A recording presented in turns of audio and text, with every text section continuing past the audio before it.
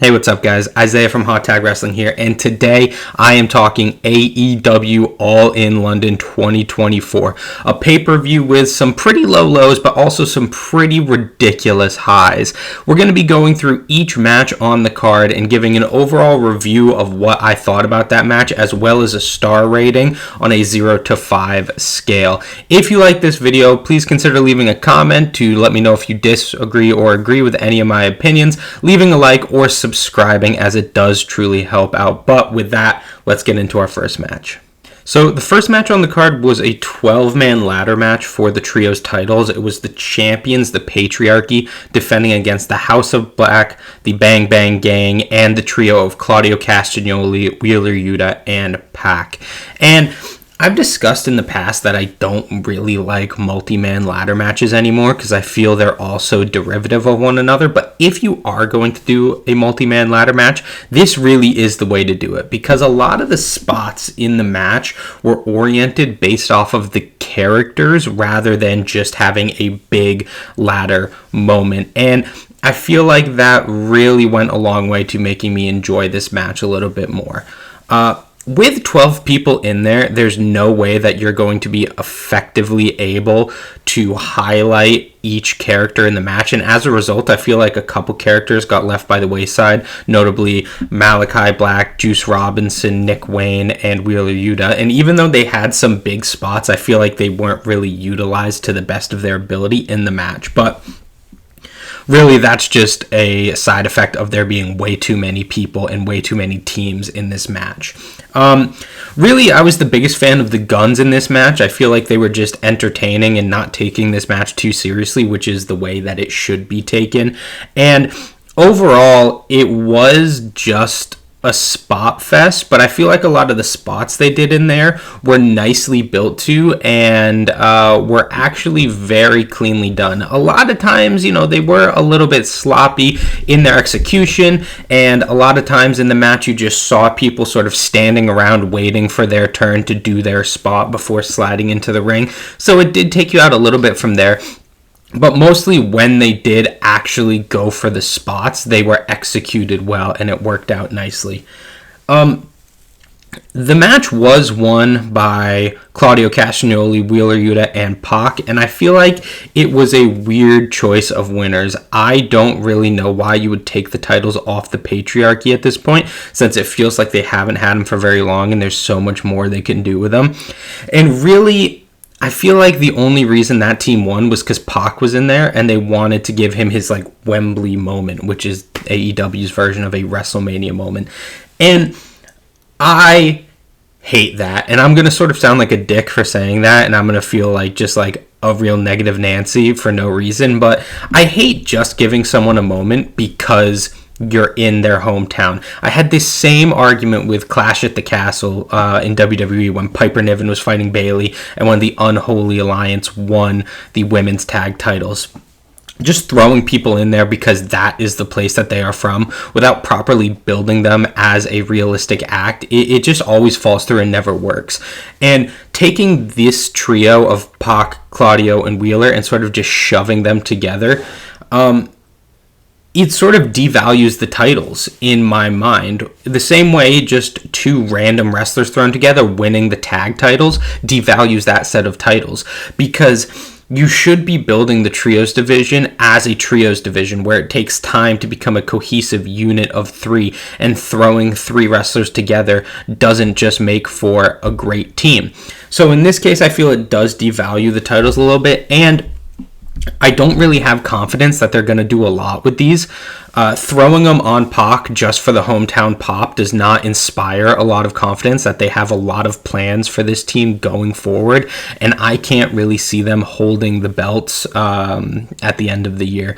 So, AEW has not done anything to build my confidence in the trios division since probably the House of Black held them. And I just feel like they've been treated very poorly and not given a lot of attention, so I don't have confidence that they are going to be treated well going forward. But back to the match. As a match, yes, there were a few messy spots, but most of them were executed well. It was a really fun match with a lot of different character dynamics going into it, and I feel like each team struck a nice balance in the match to where most people got a lot of their stuff in, and it was very entertaining throughout. So I gave this a 3.75 out of 5 stars. Not quite enough to get to the 4-star range, which makes it a great match, but a very, very good, fun bout nonetheless. Next up is Toni Storm defending the AEW Women's Championship against Mariah May. And right off the bat, this match pissed me off to no end. Not because of anything the wrestlers did in the match, but because of its placement on the card. This by far was the biggest feud AEW had going into this pay-per-view, and while people were excited for MJF versus Will Ospreay or Danielson versus Swerve, really they were excited because they knew those were going to be big moments and big matches. But as a feud, Toni Storm versus Mariah May had the most heat and the most fan excitement going into this pay-per-view, and they're on second. And not just second after a Spot Fest ladder match. It is an absolute death spot to send them out in this area. And fans will be tired from the opening match. They'll be less invested in the match as a result. And it's just an absolutely ridiculous call. Let's take another story similar to Toni Storm versus Mariah May. Kenny Omega versus Hangman Adam Page. Two former friends now turned bitter enemies fighting in a hot feud, probably the hottest feud in the company at the time, for the top title in their division. Can you imagine if at Full Gear, Kenny Omega and Hangman Page went out second? Because I can't, because it would never happen, because Tony Khan doesn't book that way. He books the women's division without any seriousness behind it. He doesn't care about what happens, and he uses the women's matches on this card as transitional matches to build towards other things and basically as cool off points for the crowd. And it's so ridiculous because sequencing is so important. The 3 most important matches on the card are the main event, the semi-main, and the opener, and historically the 2 least important matches are the second and third match. So putting this match on second is instantly telling fans of wrestling, we don't think this match is important enough for you to truly get invested in. And it absolutely sucks considering that Tony and Mariah went out and had an awesome match. They had just a phenomenal, hard-hitting, brutal, emotional match. And thank God it was still early in the pay-per-view and these women are so good at working that they could still draw the crowd in, because AEW really tried to shoot themselves in the foot by putting this second. But they went out there and they just had this really great match. And I wish they had more time to tell a more elaborate story, but with what they were given, about 15 minutes, they were really hard-hitting. They did everything they were supposed to do. They made the match seem like a real blood feud blow-off. It was bloody. Mariah May was bleeding. They were hitting each other with big spots, including a storm driver out on the ring steps. Everything really worked, and while not every move looked 100% perfect, and sort of the gimmick at the end with the shoe and Tony refusing to hit her with it was a little bit dumb, they really worked to create an amazing story and a truly great match throughout this. And it's just a shame that the booking couldn't get behind them to help them do that. Can you imagine if this match went on first instead, how much better it would be, how much more heated the crowd would have been and excited to see it and invested in what was happening? But the booking just fell through for them. And I spent so much time just crying about the booking for this match, because really AEW has a reputation of not caring about their women's division, and when they finally get a real, true, amazing story, the greatest story in the history of AEW's women's division, they drop the ball so phenomenally by putting it out second, it almost seems like they're trolling us. So The placement really drops it down for me, but I don't want to hold that against the women because, like I said, they did have an amazing match. I feel like I haven't done a good job about expressing how good the match was because I've just been bitching about the booking the entire time, but really it was a truly great match, and they had to overcome a lot, and I feel like they really nearly got there. So I give the match 4.25 out of 5 stars. Really, really good match, hindered by its placement on the card. So next up was Chris Jericho versus Hook for the FTW Championship, and I don't really have a lot to say about this match. I think that, enough has been said about Chris Jericho versus Hook and their feud in 2024, how it's just the worst match at every AEW pay-per-view, with this being no exception. I think that it was funny that Big Bill was like by far the most over guy in this match, and deserved because Big Bill is pretty awesome, but that was really the only good thing in this match. They didn't do an effective job building the weapon spots, and they were too goofy to be taken seriously. And even if the story was good, the match would have still been bad just because of that, because the weapon spots looked dumb and they weren't built too properly. But the story was bad too, and no one really liked the feud going into it. And it didn't help that Big Bill and Brian Keith just looked like total jabronis in the match, and that Hook could fight all 3 guys off at once. So bad match. I give it 1 out of 5 stars. Nothing really more to say. So next up was the triple threat tag team match between the Young Bucks, the Acclaimed, and FTR. And I do have some minor complaints about it right off the bat. It's sort of a style of match that I'm not really a huge fan of, where there's a lot of asymmetry between spots and sequences that are made to look fun, like with all teams hitting like the same move on each other at the same time. And it's cutesy and it is like fun, I guess, but it does detract from the realism and take you out of the match. And there was also several noticeable times in the match when someone was just standing on the ring apron or standing in the ring waiting for their turn to do their spot, and that was probably only a couple seconds. A couple seconds in wrestling feels like an eternity when you're watching it on TV. So that was pretty glaring. But really, other than those 2 minor complaints, I thought this was a very, very good match. There's a lot of big spots. It was just a typical Young Bucks multi-man match. And typical probably isn't the best descriptor to use because they're always very, very good.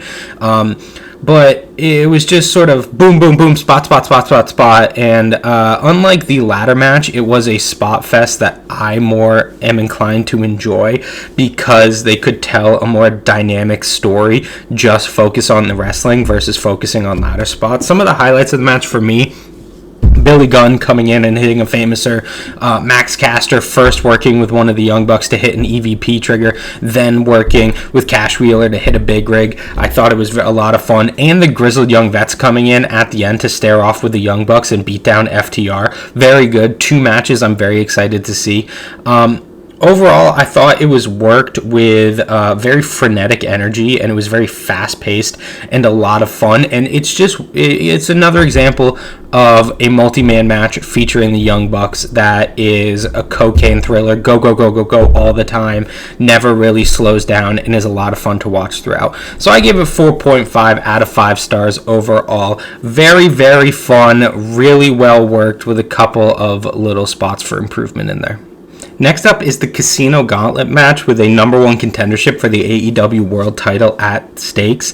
And what I'm going to say about this match, first off, and I will complain about this later in the video, production was awful. In this match, it was the most glaring, but it was present throughout, where they filmed in the ring and we didn't know who was coming out till like 5 to 10 seconds after the crowd popped for it.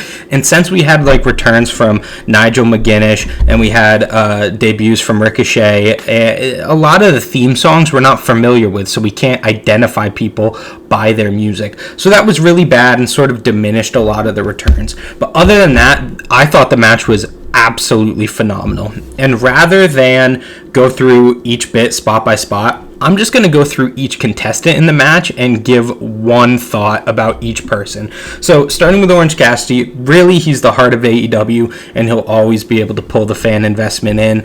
Next out was Okada, who's just a huge pattern machine the entire time, always a lot of fun to watch. Nigel McGuinness returned, huge pop, didn't impress me much in the match, but he has been retired for like well over 10 years, so I can definitely forgive it because he did look a little rusty. Mark Briscoe, not going in any particular order. Mark Briscoe, the most fun and energetic man in the entire world of pro wrestling, and someone who I want to be best friends with. Hangman Page, for Hangman, it's really difficult to have two of the greatest characters in AEW history, but he continuously proves that his heel character is on par, if not above, his babyface character back in 2021. Jeff Jarrett, big pop coming out, lots of fun throughout, even though he didn't do much. Zack Sabre Jr., I literally squealed on my couch when I heard his music play because I just watched the entire G1 and I was just so excited to see him out here. Roderick Strong, one of the best wrestlers on earth who doesn't get the respect he deserves and didn't really have a big role in this match. Kyle O'Reilly, he somehow found a way to have a great sequence with every single person in this match, and with so many different styles in there, that's something that's very hard to do, and I was really impressed with him as a result. Ricochet looked like an absolutely new man in there, so charismatic, so much fun, even though he was hitting a lot of the same moves we saw in WWE, just everything he was doing felt so energetic. Christian came out, a little bit of an odd winner, but I'm definitely willing to see where it goes, let it play out, and a match between Christian Cage and Bryan Danielson or Swerve Strickland would be very fun. And Luchasaurus, very excited when he came out as Luchasaurus and not Killswitch, but it was sort of a lackluster end to the match for me. A lot of fun spots in there. I haven't really discussed any of the spots, just the wrestlers, but I gave it 4.5 out of 5 stars overall. Very fun match. Definitely go watch it. Sort of in the Royal Rumble style, and it makes me very excited to see more matches like this in the future. Next up was Will Ospreay versus MJF, and starting out with their entrances, I feel like Will Ospreay's entrance was super goofy. Like, he was promoting a video game, and he had people just tumbling all around him, and it made him look like a total goon right out the back. Whereas MJF's entrance was awesome, and he looked like a total stud coming out in his America robe and having sparklers and pyros and streamers come out for him. So I thought just right off the bat, MJF looked way cooler than Will Ospreay did, even though Will Ospreay was trying way harder to be cool than MJF. They really had some expectations to overcome based on their first match, because some people really loved it and they had to make this match better for those people who loved it, and some people like me weren't really thrilled by it, so they had to sort of draw us back in to their feud, and I think they did a phenomenal job at doing it. This match was way better than their first match, mainly because it was fit inside 25 minutes versus an hour, so it's a lot more snug and a lot more of the action is compact in there. One of the major gripes I have with this match is that Ospreay at the end hit his Tiger Driver, which is made to seem like the most brutal move in the history of pro wrestling, and MJF was down for like a 10 or 15 count as a result. But earlier in the match, MJF hit a tombstone on the outside and a Canadian Destroyer on the ring apron, which in the fiction of pro wrestling are the same move as the Tiger Driver, just dropping someone straight on their head. But after each of those moves, Will Ospreay recovered pretty quickly, and especially after the tombstone, he was on the defensive like pretty much immediately after. So there's a big leap in logic there. Something that's present in both of these guys' matches a lot, and a serious problem that I have with their work style a lot. But outside of that, it really was the match you would expect out of these two competitors. And I was so happy to see this, because oftentimes Ospreay matches can sort of become parodies of themselves, where he tries to have the exact same match every time. And on TV, a lot of the time it doesn't work. But when he gets on pay-per-view and gets onto the biggest stage like this, usually he knocks it out of the park. And I'm happy to say this was one of those times where he really did it and delivered an absolute true classic. And it's not surprising to say that Will Ospreay was amazing in this match. All of his offense looked snug, fluent, hit perfectly. His timing, his placement, everything was perfect. Not a surprise. And And he sort of served as the perfect foil to MJF, where Ospreay was trying to be more intense and not talking and just fighting. MJF was gloating to the crowd, taunting Ospreay a lot, hitting his opportunistic moves instead of going for the big, impactful stuff. And I thought he was just perfect in this match too, MJF was. He can also sometimes be a parody of himself, like I felt he was in the first match when he was just sort of a little too over the top and goofy, but I feel he nailed the tone in this match to make him really seem like a dickhead, especially when he was taunting Ospreay, saying, "You want to fly? Well, I can fly too," or when he hit the kangaroo kick.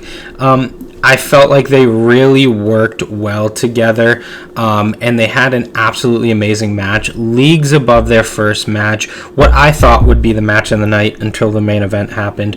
An absolutely phenomenal match, just one nick below a perfect match, though, because of that lackluster selling from the big neck spots earlier in the match. So I gave it 4.75 out of 5 stars. Next up was for the TBS Championship. It was Britt Baker versus Mercedes Moné. And this is the second of only 2 women's matches on the card to be put in a death spot.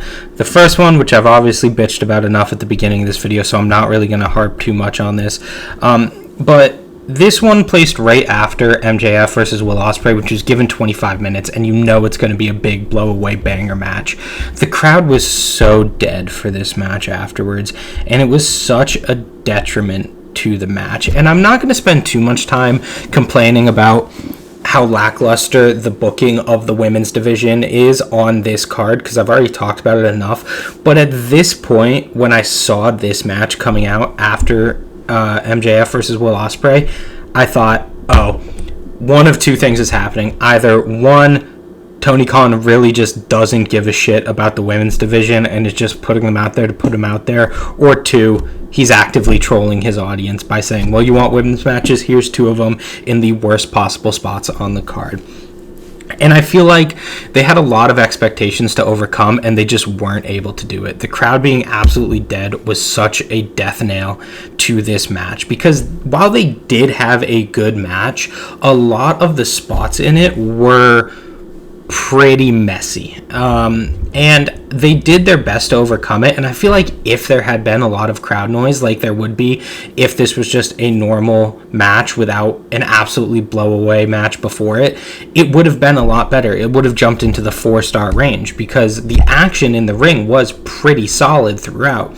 But just really the lack of fan interest killed the match. And it's such a boneheaded decision, because you have Mercedes Moné, who just came into the company and has been on sort of a cold streak throughout, and people haven't really been impressed by her. And this is the first really big match she's had, and she's going to really sink her teeth into it, going into with one of the AEW originals and a big story and a lot of fan investment in it, and you just put it in the worst possible spot on the card. I can't really think of a reason other than Tony Khan just doesn't give a shit about the women's division, and he's just putting them out there because he needs to put them out there. Really, like, a very good match, but the crowd's lack of investment absolutely destroyed it. There was no noise, and that made every single little messy spot that they had 1,000 times more noticeable. So I gave it 3.5 out of 5 stars as a result. Next up was a coffin match for the TNT Championship, Jack Perry versus Darby Allin. First thing I'm going to say right off the bat, booking 2 Plunder Brawls on the same card, awful agenting decision. Because after the FTW Championship match from early in the card, and I guess like after the ladder match as well, that's 3 Plunder Brawls technically, everything that happens in this match is so diminished as a result, because fans have already seen these kinds of moves earlier in the card. And though this match did have spots that were a lot more gruesome than what happened earlier on in the night, the stakes didn't feel as high because we've already seen Plunder Brawls. And that's just like booking 101. And it's a problem that AEW's had in the past, booking multiple kinds of these matches on the same card. It just never works, and I don't know why they still do it. In terms of the match itself, I feel like they went into this match knowing, okay, we want to do this spot, this spot, this spot, and this spot. How can we incorporate them into the match? And that was their main focus rather than actually building a dynamic or exciting match. And I feel like they were more concerned with hitting the spots rather than effectively building to the spots. And while the spots were really cool, just the structure of the match didn't do enough to draw in fans, especially since they were still tired after Ospreay versus MJF. Really, the only thing that brought fan engagement up was Sting return at the end. In terms of the spot themselves, I feel like they did do a good job at selling these spots and bumping for them in ways that seemed really gruesome and meaty in a lot of ways, like especially with the glass spots and the tope suicida straight into the coffin. Everything they did looked really good, and they did all of the moves effectively, and it sort of was just like a highlight reel of big move, big move, big move, big move without any building to them. So it was a lot of fun, but the structure of it was a little subpar. I gave it 3.75 out of 5 stars as a result. A lot of fun spots in here, but I'd recommend just watching the highlights on Twitter or something versus watching the actual match. And now we're on to the main event, the definitive highlight of the show for the AEW World Championship, Swerve Strickland defending against Bryan Danielson. And right off the bat, I think it was a really smart move to add the career stipulation onto the match, because a lot of the things that happened in the match, like Danielson's family being at side, or him bleeding, or commentary really putting over how amazing his career has been, you could sort of interpret it either way, either as this long-standing babyface finally going out in his last match, or someone winning a championship for the first time. So really it was playing back and forth with those dynamics and asking, are they doing this because Danielson's winning the championship, or are they doing this because this really is his last match and he is retiring? I feel like they did a phenomenal job playing with that dynamic in the match. It's really no secret that Bryan Danielson is my favorite wrestler of all time, and I do consider him to be the greatest wrestler of all time. So it's needless to say I was super invested in this match, but even if you're not, even if Bryan Danielson isn't your favorite wrestler, this match is impossible not to get sucked into. It was really a near perfect match. All of the action looked both brutal, believable, but also engaging, which is a really hard balance to strike, but each move in this match was so impactful and built on everything that came before it that it was just impossible not to get lost in the magic of the match. And it was overbooked a little bit. I have no idea why Hangman came out at the end of the match, and Danielson getting dropped on the back of his head on a ring bell but then bleeding from his forehead didn't make any sense to me at all. But those were very small gripes in otherwise a largely amazing match. They did such a beautiful job about building the drama and continuously making it seem like, well, there's no way Danielson can come back from this spot or this spot or this spot, that it just drew the crowd of this night into the match so much, more so than any other match on the card. Like, I thought Ospreay's match would get the biggest ovation of the night. Easily 100% it was Danielson. The last 2 or 3 minutes of this match were just electric, and the crowd was in such a frenzy for it. They wanted to see Danielson win so much, and they were so behind him and had so much fire for him. It was just amazing to watch. And then when he eventually did win and did tap out Swerve, and the crowd pop for it was insane, I thought it was absolutely amazing. In this match, I am giving it 4.75 out of 5 stars. It gets the same match as Ospreay versus MJF from earlier in the card, but where their match was good because of a lot of the moves they hit, this match was good because of the storytelling and the saga that unfolded in front of you between Swerve and Danielson. And both men worked so hard to give you a truly amazing match, and they did a fantastic job about every minute switching who I think was going to win. Where 1 minute Danielson's beneath and I think he's going to come back and win, and I think, oh, Danielson's going to win the title. But then Swerve's hits one big move and I'm like, no, it's done. Swerve won it. And then just flipping that dynamic back and forth. It was such a phenomenally structured match. And after Danielson won, his family coming into the ring and him crying and him celebrating with them and his friends in the Blackpool Combat Club, it was such a genuinely sweet moment in an industry where there is really not a lot of genuinely sweet moments. So I gave it 4.75 out of 5 stars. Not quite a perfect match because some of the booking decisions they made in there, like with Hangman's run in and some weird ref bumps, just sort of took me out of it a little bit. But even though it is 4.75 stars, I do feel like this will top a lot of the end of the year, match of the year lists because it was so emotional and such a big moment in both the history of AEW and the history of the greatest wrestler of all time, Bryan Danielson. So overall, I feel like this show made me a bigger fan of a lot of the wrestlers on it, but less of a fan of AEW. Because all the excitement I got from this card was from wrestlers going out there and just having a great match. And all the yucky, awful feelings I had came from booking decisions from AEW. So some highlights are obviously Danielson winning the title and having an amazing match with Swerve, and Ospreay having an amazing match with MJF. But some of the lower highlights are the women's division being treated like an absolute joke, the card being way too bloated, and there being too much poor agenting on the card. And also, I talked a little bit about it earlier, but I really can't state how awful the production was on this show. How they would be filming someone hitting a big move in the ring and then immediately just cut to this wide shot of the crowd and miss like a really big move. At one point in Strickland versus Danielson, Strickland hit a kill shot to the back of Danielson's head, and the only way I could see it was because they were literally filming these overhead screens, so I had to watch it on a screen, filming through a screen, rather than them just filming it in the ring, which made no sense. And that happened a lot throughout the night. It was worse during the Casino Gauntlet because it didn't let me pop for the wrestlers coming out, but really, every single match of the night, there was some weird camera angle or some awful cut that just made me go, what the hell are you doing? You're supposed to be the second biggest wrestling company on planet Earth, and this is the kind of crap that you're showing. It just really detracted from it. Overall, I think the only dud on the card was Jericho versus Hook.